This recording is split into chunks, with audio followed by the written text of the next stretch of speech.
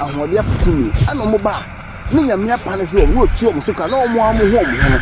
no mo sa kunkum o mo ho no mo wi a no ma shift blame to the NPP government. There is nowhere in the world that you better aba na ni party no to we need power no eseme mo mesa kunipa for happiness na aba ono na from no o jubilate no asan kunipa for jubilation what be that at this NDC pe ana mo timi kasa asem we na sa tonkrofo trim na ko jo pon kuma ne aban lawyer penene mo amuka bi ebe mo di na chi no mo di na chi saa ye hu faso di bia o man no enya wo so ne sika mo gidie ye hu etese saa dia ba mu wo ya be ye no serious allegation wasenka by this time kesenka police achi no ana we nya si ya chi na ko busina no asem asen ja no mo chi no mo ko to no asem no mo sen ja no be trase ade be chi no gina court ni ya prosecute straight to esawum saa dia we ya wa ye no hwe wo se wo mo ye wo mo sua no be ko so ye enti echese abri biara aye beto ba bia no ombopo epo we wo omadwem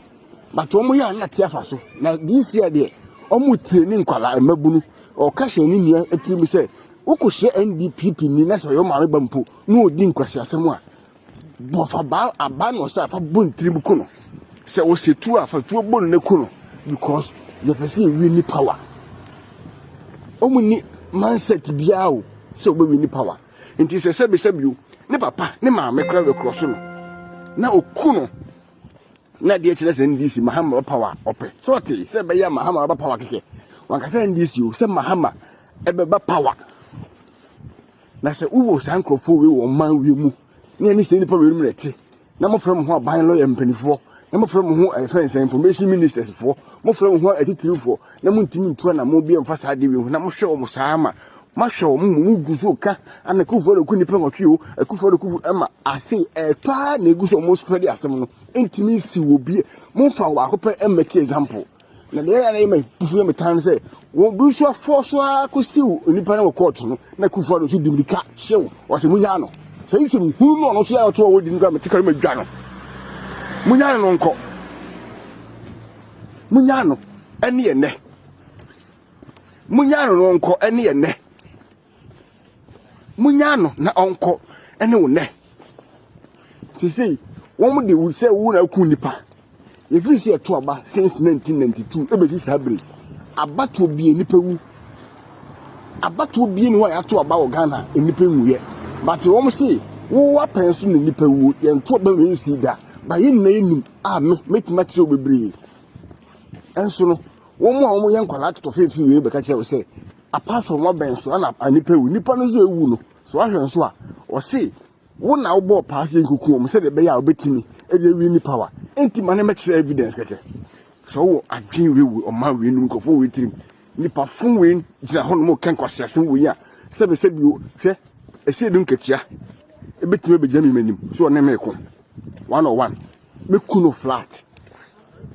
ese du Nketia metimi abon pa on sore biim we wo gina ho metimi abon pew so sore ya e bia oban ne ho obegina nan abegina ho no mo se obi ba wani mu a na sebe ya tete yensa ene ye nan e de agu ya ti sebe ye mbobo ye ntimi nya hwe enti mo de mumra na se si ya o makam ya tede ye nse be boa ye ho ahia wo sebe obi ni ho no ma ntesu kokko eni nanum ye jai ni atifita mu jimi wo man num dodo mu jimi too much moa party ben pa nim nyansa no mo dwene wo man esetena o man enkanko o man puntuo na baka chese kumia ni efem papa ye fe emra emebie kunya so se bu nua ni di nkwasi asem akuno party ben o man ben na sare ye mesi country ben na sa statement ye betime make a free political party say youth organizer num ni e jare no enam ho ye china na ko tora no asema de china no asane nam ho ye mfane nkokko to mfane nkotum ye mana bosu mi nsia kura no ko ba such a thing no different person and can be and I won't practice him na menim ye say police IGP dan parliament so no on hwe masa nkwase asem we enkoso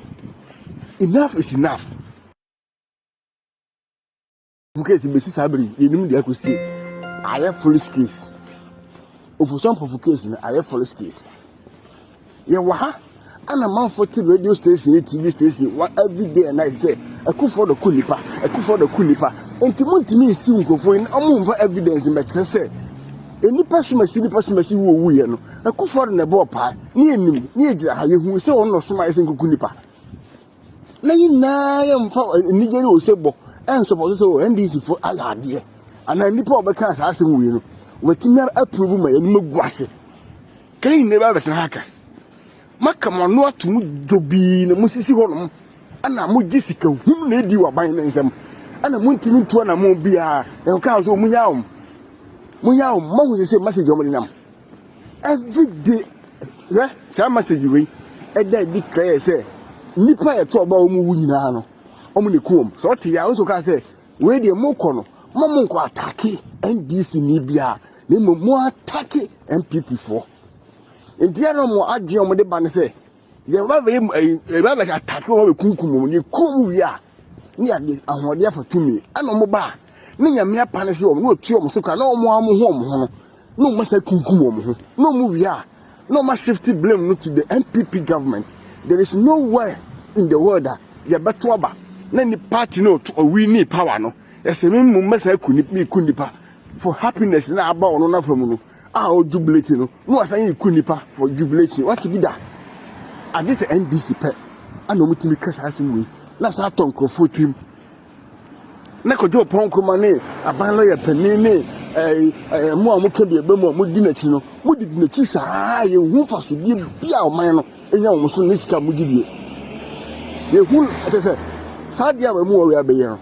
serious allegation wasenka by this time kesenka police achi no ana we nyesi ya china ko busina no asem asen ja no mo chi no mo ko to no asem no mo sen ja no betrase no mu refi o mu hu se efie biara mensewu se ya no mu refi o mu hu se sai jimi no mu jimi no yen ne yenim nyansa ntin ya trase di na so mo de ba ye betima ya de sensa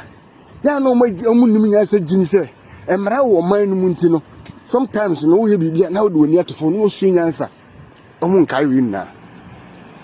Now, as a political party, na baby a me de bia me kase enti ko jo pon kroma onabo extra o wusunum ne if say aban lawyer panifo again na mo ye pa o Ghana mama is so disappointed of especially ko jo pon na say mo ko lawyer law course mo ko practice here no ye hu fa so bia mo de bo ban no aban lawyer pani ye hu fa so bia bo so a wo gisike hu ne dikeke yes meba wo so meba mo so bi because ye hu say bo so eni ko say kitia mo ka bo so be isia because ye hu fa so bia mo de aban ku for aban chi no aban dem say on there eduru ba bia ono ayi forgiveness intino na bra bon sa na be obia ye na no ja no but mo ka no ho as lawyers ma kontitie as a law na munim Ghana mra na nye ndu ba ko na ka o edipa bebre Ghana kwa se bi se friend of yawo se kufo do kunipa Kevin Taylor Frema ene obia bie na no a radio stations na manfa betra se okunipa nwotwe ene de ba power